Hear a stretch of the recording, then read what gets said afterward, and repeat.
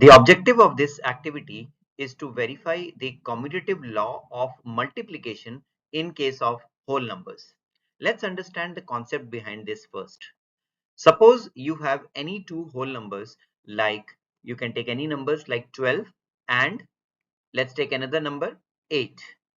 If you multiply 12 and 8 by writing them in this order, 12 multiplied by 8, 12 times 8 is going to give you 96. And what happens when you write them in the reverse order? That means 8 first and 12 later.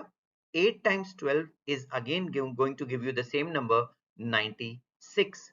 And since these two products are the same, therefore this verifies the commutative law of multiplication of whole numbers.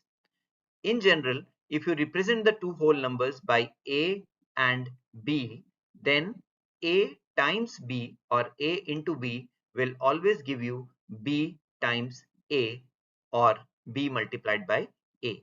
This law is known as the commutative law of multiplication of whole numbers. What material we are going to use to do this activity? We are going to use some graph papers, then some sheets of different colors, scissors obviously, and then marker for the drawing purpose. Let's do this amazing activity now. To perform this activity of multiplication of whole numbers, as you can see here, we have taken a cutout of 2 centimeter by 1 centimeter, another one and another one. So there are 3 cutouts which are identical to each other. Likewise, we have 2 cutouts in which the length is 3 and the width is 1. So how do you perform this activity using these cutouts? If you see this cutout, it can be pasted on the graph sheet like this, right? So you have the cutout being pasted starting from here and ending at this point like this. And then the next cutout is to be pasted below it like this, and the third one is to be pasted below the second one like this. So it will end here. Now this forms a rectangle.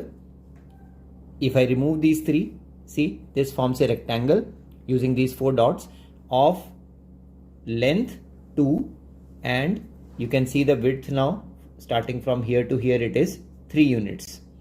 And therefore, how many units are there in the rectangle?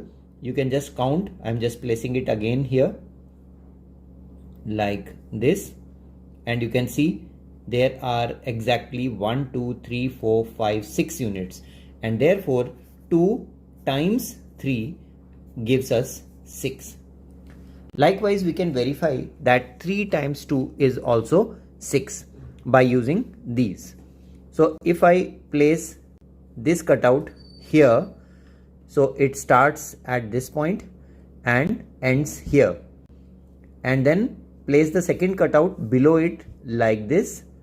So it has endpoints here and here. So if I remove these and show it to you, this also forms a horizontal rectangle. And since this was 1, 2, 3 units, so the upper part will be 3 units. And if you place it here and paste it like this, 1, 2 units are along the breadth. So this is 2.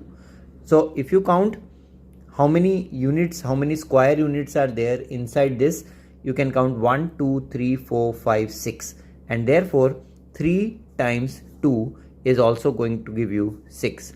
So it is verified that 2 times 3 is 6 and 3 times 2 is also 6, and that completes our activity on multiplication of whole numbers.